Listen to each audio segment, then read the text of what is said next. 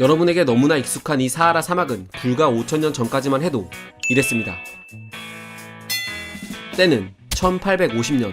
독일의 탐험가 하이니 바르트는 아프리카의 사하라 사막을 탐험하던 중 동굴과 암석에서 깜짝 놀랄만한 예술 작품을 발견합니다. 바로 신석기인들이 그린 암각화였죠. 이 암각화에 그려진 코끼리, 기린, 하마, 영양 등은 바르트를 혼란스럽게 만들었습니다. 왜냐하면 이 암각화가 그려진 곳은 동물은커녕 사람도 살지 않는 사하라 사막 한가운데였기 때문이었죠. 그런데 암각화에 새겨진 동물들은 마치 이 황량한 곳이 불과 몇천 년 전까지만 해도 나무와 풀이 우거진 초원임을 말해주고 있었습니다. 더욱 놀라운 건 이런 암각화가 사하라 서쪽부터 사우디아라비아에 이르기까지 사막 여러 곳에서 발견된다는 사실이죠. 처음에 대수롭지 않게 생각했던 과학자들은 20세기 중후반 이런 고고학적 증거들이 여러 곳에서 나오자 사하라 사막이 약 14,000년 전부터 5,000년 전까지 거의 1만 년 동안 풀, 나무, 호수로 뒤덮여 있었다는 주장을 내놓기 시작했습니다. 이른바 푸른 사하라 가설이었죠. 가장 대표적인 증거는 먼지였습니다. 사하라 사막에서 발생한 엄청난 양의 모래먼지는 대서양을 건너 중남미 대륙까지 날아가는데 이 과정에서 먼지의 일부가 아프리카 대륙 서쪽에 쌓이죠.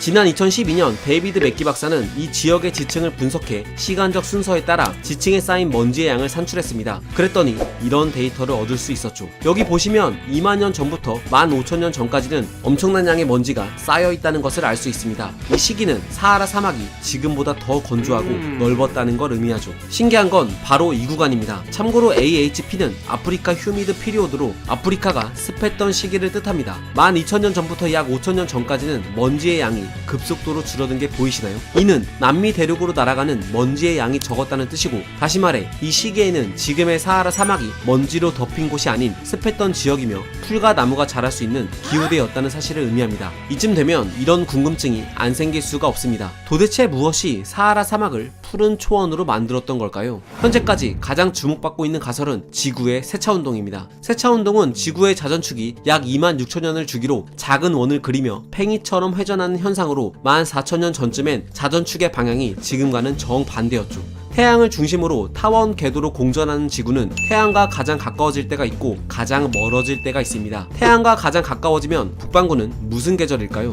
여름일 것 같지만 자전축 방향으로 인한 태양 복사 에너지 차이로 북반구의 계절은 겨울이죠. 하지만 14,000년 전이라면 얘기가 달라집니다. 이때는 지구의 자전축이 태양을 향하고 있었기 때문에 북반구는 여름이었죠. 즉 14,000년 전 여름엔 지구와 태양이 더 가까웠던 탓에 북반구에는 태양 복사 에너지가 지금보다 무려 7%나 더 많이 쏟아져 내렸습니다. 이 7%의 차이가 사하라를 푸르게 만들었죠.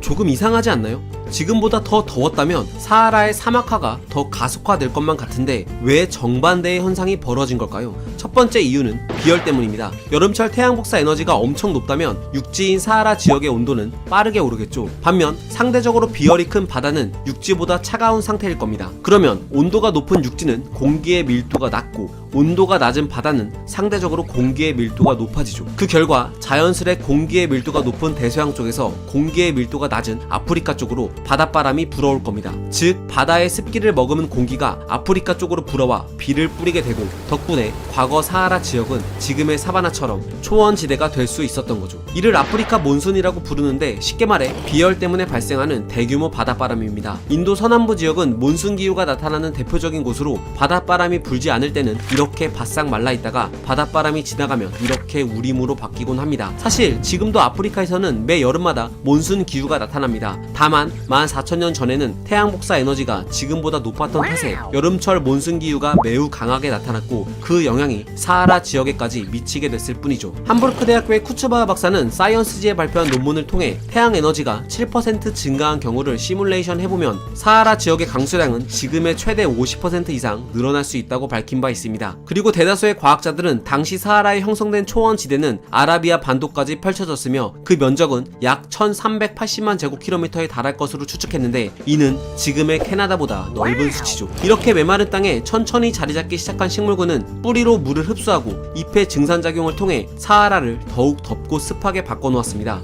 그러자 놀랍게도 사하라 전역엔 수많은 강줄기와 호수가 생겨났죠. 지금의 차도우가 1만 년 전에는 이렇게 컸습니다. 이 외에도 당시 북아프리카에는 크고 작은 호수들이 즐비했을 겁니다. 억지스러운 주장 같지만 증거는 차고 넘칩니다.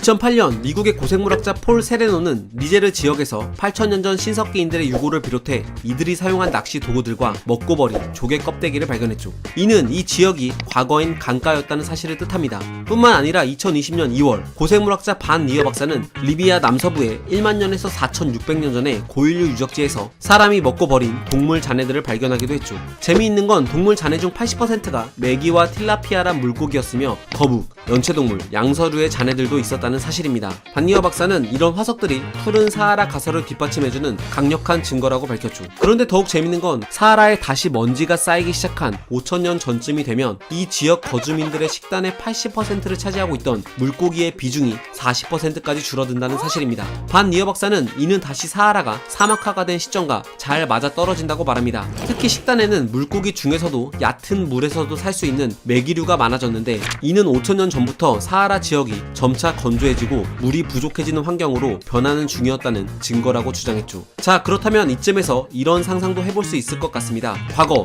지구의 세차 운동이 사하라를 숲으로 만들었다면 지금의 사하라 사막도 나중엔 다시 초원으로 변할 수 있지 않을까 하는 상상 말이죠. 과학자들은 당연히 역방향의 변화가 가능하다고 말합니다. 다만 우리는 그 장엄한 과정을 보지 못할 뿐이죠. 그리고 우리 후손들은 1만 년 전에는 사하라가 사막이었다는 사실에 놀랄지도 모릅니다. 또 한편으로는 아마존이 사라져가는 모습에 한 번 더 놀랄지도 모를 일이죠. 이게 뭔 소리냐 하면 사하라 사막이 숲이 되면 아마존 열대림은 사라질 수도 있다는 얘기입니다. 사하라 사막에서 발생하는 엄청난 양의 모래 폭풍이 대서양을 건너 아마존까지 날아간다고 했던 거 기억하시나요? 이 먼지에는 식물 성장에 꼭 필요한 인이 풍부하죠. 즉 아마존 정글은 사하라 사막 덕분에 유지되고 있었던 겁니다. 말 같지도 않은 소리 같지만 2014년 영국 엑서터 대학의 에드워드 교수가 실제로 논문으로 발표한 내용이고 나사에서도 인공위성을 통해 사하라에서 아마존으로 날아가는 먼지의 양을 정량화하기도 했습니다. 거대한 사막이 오랜 세월에 걸쳐 초지가 되기도 하고 사막의 모래 먼지가 수천 킬로미터 떨어진 열대림에 영향을 주는 지구의 유기적인 시스템에